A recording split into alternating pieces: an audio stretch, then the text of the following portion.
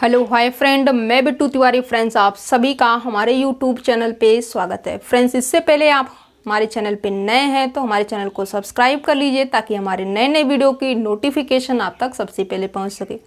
आज के इस वीडियो में हम डिस्कस करने वाले हैं CSIR नेट दिसंबर 2019 पार्ट बी का क्वेश्चन है। समझते हैं, बिल्कुल ईजी क्वेश्चन है, 3 मार्क में पूछा गया है। समझते हैं क्या है। अब यहाँ पे देखिए, कहता है the Cauchy problem. Cauchy problem से आपका रिलेटेड है क्वेश्चन और यहाँ पे आपको unique solution, no solution, infinite many solution, इन सब के बारे में चर्चा करनी है। समझते हैं, पहले स्टेटमेंट देखते हैं। कहता है the Cauchy problem y into curly Z Y curly x minus x into curly Z Y curly y is equals to 0 and x note s, जो आपको इनिशियल कंडीशन है वो भी गिवन है। एक्स नोट एस की value आपकी क्या है, कोस एस है। वाई नोट एस की वैल्यू क्या है, साइन एस है। Z nought at the point s पे वैल्यू क्या है, 1, जहाँ पे एस क्या है वो आपका ग्रेटर देन 0 क्वांटिटी है।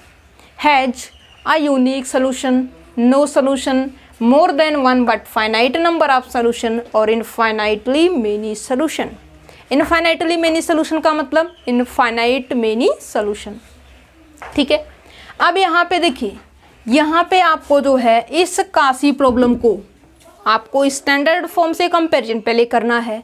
तो यहाँ से आपको क्या मिलेगा, capital P small p plus capital Q small q is equals to capital R। ठीक है, अब यहाँ पे देखिए, ये आपको जो स्मॉल p क्या होता है, करली जेड वाई करली एक्स होता है और small q is equals to curly Z Y curly Y होता है। ठीक है, यदि आप छोटे छोटे चीज़ों को बिल्कुल बारीकी से लेके चलते हो, क्वेश्चन को आप इजीली सोल्व कर सकते हो। कोई प्रॉब्लम नहीं है क्वेश्चन को सोल्व करने में। ठीक है, बट एक एक पॉइंट को ध्यान देते हुए तो चलना ही होगा। देखिए, समझते हैं। P की वैल्यू ये है, दैट मीन्स इसका जब आप कंपेरिजन करेंगे कैपिटल P और कैपिटल Q की वैल्यू आपको फाइंड आउट करनी है। अब इसको देखिए, ये तो स्टैंडर्ड फॉर्म रहा, मीन्स राइट हैंड साइड में आपको कुछ क्वांटिटी है, वो 0 भी हो सकती है, नॉन 0 भी हो सकती है। बट इस क्वेश्चन के अकॉर्डिंग यहाँ पे जो राइट हैंड साइड है वो 0 है, मीन्स यहाँ पे जो R इज इक्वल्स टू है वो क्या है, 0 है। ये रहा। और यहाँ पे देखिए, यहाँ से आपको क्या मिलेगा, y into curly Z Y curly X, ये क्या है, स्मॉल p प्लस नहीं है, क्या है, माइनस है x, और यहाँ पे curly Z Y curly Y की वैल्यू क्या है, small q is equals to 0। मतलब ये रहा कि system of linear equation, linear algebra के अंदर जो आपने system of linear equation study किया हुआ है, जस्ट उसी के बिहाफ पे आपको यहाँ पे वर्क करना है। ठीक है, अब यहाँ पे राइट हैंड साइड 0 है, मीन्स ये आपकी कौन सी इक्वेशन हो जाएगी, होमोजीनियस इक्वेशन हो जाएगी। और होमोजीनियस इक्वेशन के पास ट्रिवियल सॉल्यूशन ऑलवेज एग्जिस्ट होता है। क्या होता है, जो आपका होमोजीनियस सिस्टम ऑफ इक्वेशन होती है उसके पास ट्रिवियल सॉल्यूशन हमेशा एग्जिस्ट होता है। ट्रिवियल सॉल्यूशन एग्जिस्ट होगा मतलब यहाँ पे नो सॉल्यूशन का कोई भी चांस अराइव नहीं होगा।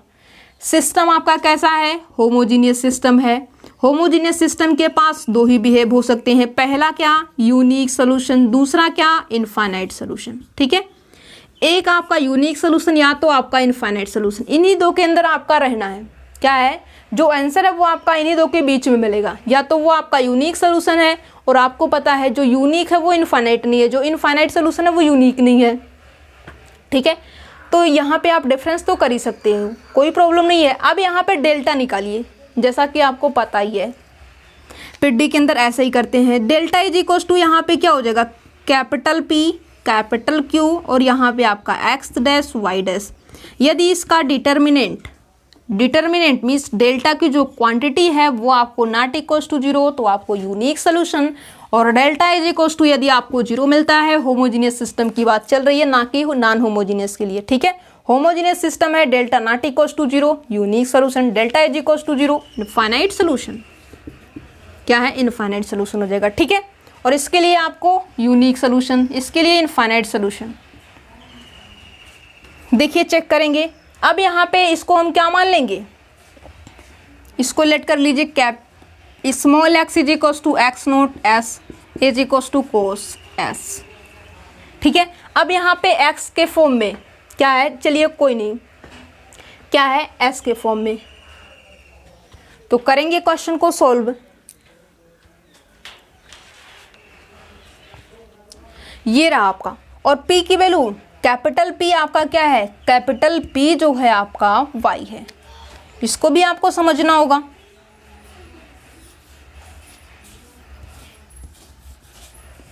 कैपिटल P आपको कितना है, y है, और आपको जो है कैपिटल Q की जो वैल्यू है वो आपकी कितनी है, माइनस का x है। ठीक है, अब यहाँ पे x इज इक्वल टू आपको ये मिला है। चलिए y इज इक्वल टू भी देख लेते हैं। y is equal to Y naught of s is equal to sine s and z is equal to Z naught of s is equal to 1। ठीक है, आपको p की वैल्यू कितनी है, p आपका जो है y है, और y यहाँ पे क्या है, साइन y है, साइन s है। ठीक है, q आपका क्या है, कैपिटल Q की वैल्यू आपकी माइनस की x है, means minus cos x, minus cos s। ठीक है, अब यहाँ पे क्या है, x डैश, मीन्स इस x को वन टाइम s के रिस्पेक्ट में डिफ्रेंशिएट कीजिए। वन टाइम आप करोगे तो आपको कास का क्या मिलेगा, क्या है, कास का आपको डिफ्रेंशिएशन है, ना कि इंटीग्रेशन है, डिफ्रेंशिएशन है। कोस का क्या मिलेगा, माइनस का साइन s मिल जाएगा। तो यहाँ से आपको क्वांटिटी माइनस साइन s मिल जाएगी। ठीक है, फिर यहाँ पे y डैश है, y डैश मतलब साइन s का क्या हो जाएगा, कोस s हो जाएगा। ठीक है, ये रहा। अब इसका डिटर्मिनेंट क्या है, ये डिटर्मिनेंट है। चलिए सॉल्व कर लेते हैं। इसका इसके साथ प्रोडक्ट माइनस इसका इसके साथ। ठीक है, this multiply by this minus this multiply by this, तो यहाँ से आपको मिल जाएगा sine s cos s minus minus positive, फिर माइनस का जो होगा उसको क्या कर देगा, नेगेटिव कर देगा। चलिए नेगेटिव हो जाएगा आपका। नेगेटिव होने के बाद यहाँ से आपको क्या मिल जाएगा, sine s into cos s। ये आपको क्या मिल जाएगा, sine s cos s, sine s cos s, ये आपको क्या हो जाएगा, कैंसल आउट हो जाएगा। और यहाँ से आपको डेल्टा इज इक्वल टू क्या मिल जाएगा, 0 मिल जाएगा। क्या है, delta is equal to 0। Delta जब आपका 0 है तो इसके पास यूनिक सोल्यूशन नहीं हो सकता। यूनिक सोल्यूशन नहीं होगा तो क्या होगा, जब यूनिक नहीं है तो कौन सा सोल्यूशन है, इनफाइनाइट मिनी। अब ये कहता है अ यूनिक सोल्यूशन, जी नहीं, यहाँ पे आपने कैलकुलेट किया हुआ है वो आपका यूनिक सोल्यूशन नहीं आ रहा है। नो सोल्यूशन, नो सोल्यूशन का तो कोई केस ही अराइव नहीं हो सकता, ये तो आपका बिल्कुल डमी ऑप्शन है। मोर देन वन, एक से ज़्यादा सोल्यूशन तो होंगे लेकिन फाइनाइट नंबर ऑफ सोल्यूशन। जब इनफाइनाइट है, जब इनफाइनाइट सोल्यूशन आपके ऑप्शन में है तो इसको लिखने की क्या ज़रूरत है। फिर भी इन दोनों में क्या है, कहता है मोर देन वन, एक से ज़्यादा होंगे लेकिन क्या होंगे, फाइनाइट। क्या है, फाइनाइट, इसलिए ये ऑप्शन भी आपका रॉन्ग ऑप्शन रहा। और ये कहता है कितने सोल्यूशन होंगे, इनफाइनाइटली मेनी सोल्यूशंस होंगे। तो ये आपका ऑप्शन नंबर जो 4th है ये आपका ट्रू ऑप्शन है। First, second and third option is a wrong option. Thank you friends for watching my video.